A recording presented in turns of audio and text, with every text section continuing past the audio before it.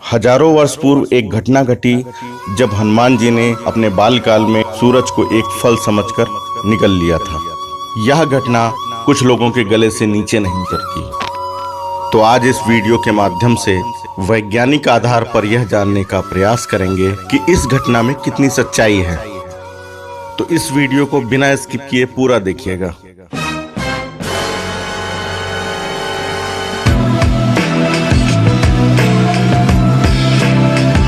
आप सभी ने हनुमान जी की सूरज निकलने वाली कथा तो सुनी ही होगी, जिसमें हनुमान जी सूर्य को फल समझकर निगलने की कोशिश करते हैं।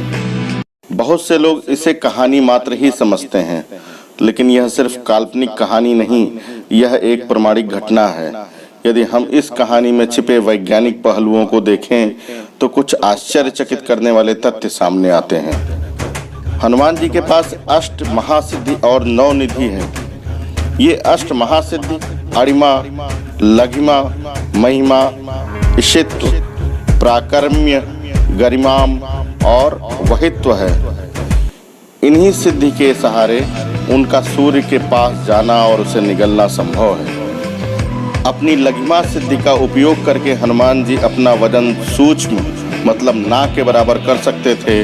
जैसा हमने विज्ञान में पढ़ा है कि जिस पार्टिकल का वजन ना के बराबर होता है वह पार्टिकल ही प्रकाश की गति से ट्रेवल कर सकता है, क्योंकि उस स्थिति में उस पार्टिकल पर गुरुत्वाकर्षण बल और सेंटर ऑफ ग्रेविटी का असर नहीं होता है।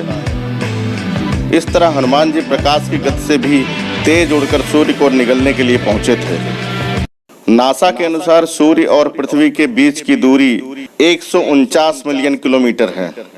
आपको जानकर हैरानी होगी कि हनुमान चालीसा के 18वीं चौपाई में धरती और सूर्य के बीच की दूरी का वर्णन किया गया है।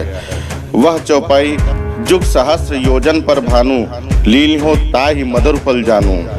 यह 2 पंक्तियों में हनुमान जी के सूर्य को निगलने वाली कथा को बताती है।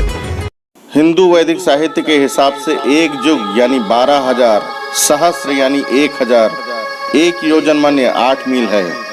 अगर इन सभी आंकड़ों का गुणा किया जाए तो 9 करोड़ 60 लाख मील प्राप्त होता है। चूंकि 1 मील बराबर 1.6 किलोमीटर, अतः 9 करोड़ 60 लाख मील गुणे 1.6 बराबर 15 करोड़ 36 लाख किलोमीटर, अर्थात लगभग 150 मिलियन किलोमीटर, जो कि नासा के अनुसार पृथ्वी की सूर्य से दूरी 149 मिलियन किलोमीटर के लगभग बराबर ही है। इससे यह सिद्ध होता है कि विज्ञान जो अब खोज पाया है उसे हमारे महान पूर्वजों ने हजारों वर्ष पूर्व ही जान लिया था। परंतु इतने विशालकाय सूर्य को निगलना कैसे संभव है? हनुमान जी के अष्ट सिद्धि में से एक महिमा है।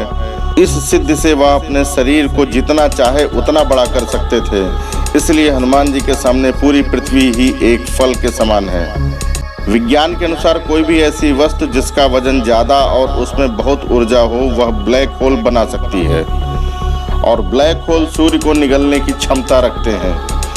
सूर्य का व्यास 1.39 मिलियन किलोमीटर है, जो कि पृथ्वी से कई गुना बड़ा है। इसे निगलने के लिए हनुमान जी को विशालकाय रूप लेना पड़ा था, और वे भगवान शिव के ही अंश हैं, जो कि असीमित ऊर्जा के प्रतीक हैं। जिसका मतलब उस समय ब्लैक होल के लिए आवश्यक सारी चीज़ें मौजूद थी, जिस वजह से उन्होंने ब्लैक होल का निर्माण किया होगा और सूर्य को निगलने की कोशिश की होगी।